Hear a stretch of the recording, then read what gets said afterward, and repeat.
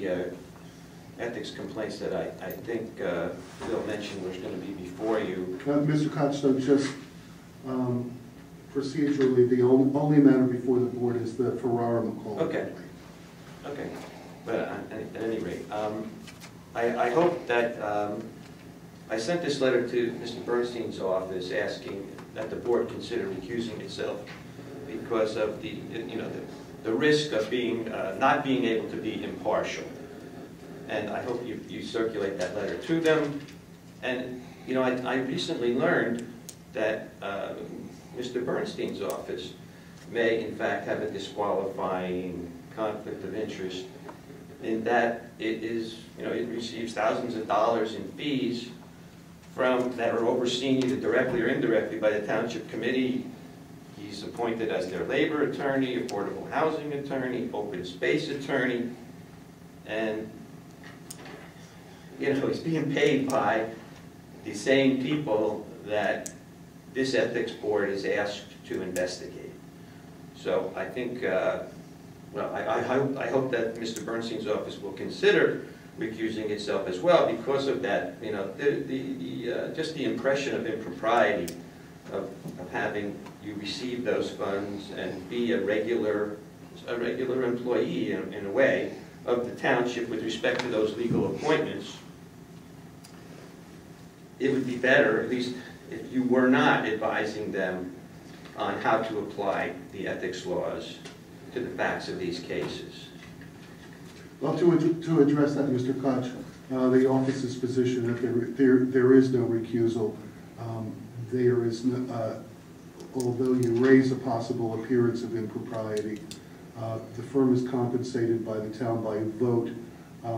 We're not paid. They don't just write us a check. The entire township committee has to approve all our vouchers. That's exactly what I mean. This ethical standards board has to investigate the township committee that is overseeing paying you. Okay, so they're in effect, you're working for them. And now you're also going to be counseling on, this is a brand new board, I understand, and this may be the first time that they've ever met. So they're certainly more reliant on their legal counsel to explain to them how the ethics laws should be applied to the facts of this case.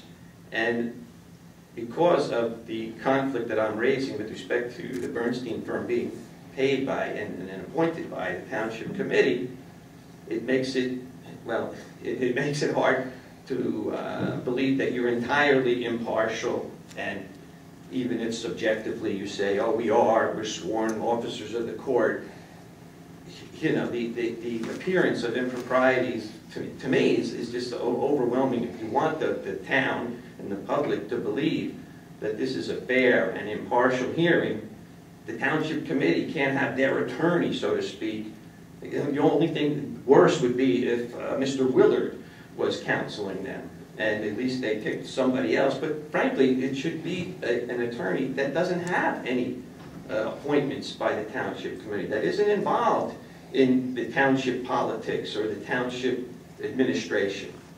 Well, Mr. Koch, again, as I say, the position of Mr. Willard and the position of our firm is that there's no conflict. So you preserve that for appeal once you continue to present. And can I feel confident that you would at least distribute this letter raising the reasons why I think the Ethical Standards Board might consider recusing itself? I will circulate that to the board members. Okay. And we will excuse ourselves, and I'll circulate that, yes. Is the reason that what you said one board member did recuse himself already? That's Mr. Gladstone. Did that have anything to do with the issues I raised in my letter? No. What was the reason for his recusal? The reason for his recusal, he is presently chairman of the Republican committee, I believe it is. Club, yes. Okay, thank you. Can I just address his concerns, Mr. Chairman? Yes. I don't think it's his responsibility to recuse himself because he may think he's not or is ethically challenged. I think it's our responsibility as a board to determine whether or not we're getting sound ethical advice. So you addressed him, you didn't address the board. with your concerns. Okay, so let me So I think repeat you my need to concerns rephrase. to you so too. You have. Sir, can you come to the microphone, please? Excuse me, sir. I think we should see the letter before we do anything further. Right, I just want to say, and you need to address me, don't address him.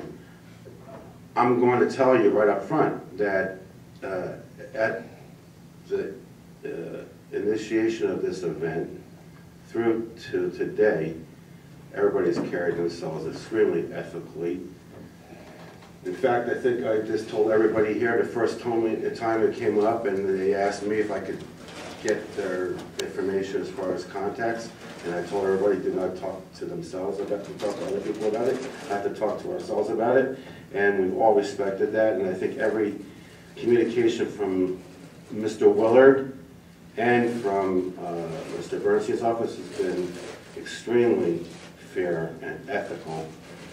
But it is the board's decision. If the board decides we're not getting the proper legal advice, that's our choice. That's not Mr. Bernstein's decision. And the legal authority that you rely on in making that We can decision? decide that. I'm talking about legal authority. I don't need legal authority to decide if something's wrong or right. All right? And I'm okay. sorry. If you don't like what happens here, you can appeal it. Look, I don't mean to make you angry. I'm Oh, no, I mean, I just You want to get sound this. angry. Yeah, I am angry because it's just nonsense, all right? Well, then I ask that you recuse yourself right now. You've already declared that this whole proceeding of evaluating No, this is no. nonsense. No, I said this, you and him. You asking him to recuse is just nonsense, all right? If you don't like what happens, as Phyllis said, you can appeal it, all right? If you don't think we're going to do our job, appeal it, all right? But I'm going to do my job. So I would ask that the board consider not allowing this member to participate. It's obvious that you have already an opinion, and you're angry. You're angry I have at an me. opinion about because you I wasting my asked. time. Okay, once again, I really think we should review the letter, and then we Okay. can determine. But one thing I would say is that I'm interested in, if Mr. George is comfortable, he knows all the particulars about his firm's representation, so, and he has a professional responsibility to make the right decision. Thanks. And I just want to say, I wasn't saying to the gentleman that this was a waste of time. I said in the conversation, interpret it that way. I meant the fact that I thought I was very clear that when I said what I said was from the beginning, everybody's been striving toward 100% to be ethical and to be fair and not to prejudge. And if you don't think we have been, you have the right to appeal. I think before we get to that point, he raised an issue, we need to discuss it. Exactly, that's We need to fine. review the letter, and then we'll go forward. You know what it is. You know, Mr. George, I think when I spoke to you briefly and I called Eric's office, you mentioned to me an appellate division case. The name of it slips my mind now. But I did research that case, and one of the findings of that court was that when there were salaried, or paid people appointed by the board that is being investigated, that the court held that that was a disqualifying conflict of interest. So I'd ask you to refer to that case. I have a copy of it here if you want me to I distribute think it. you're referring to In re Carberry, No, Judge Pollack's decision. no. But I'll give you a copy of the decision. I think it's Wisocki versus Risas. Sir, I need you to speak into the microphone. Okay, sorry.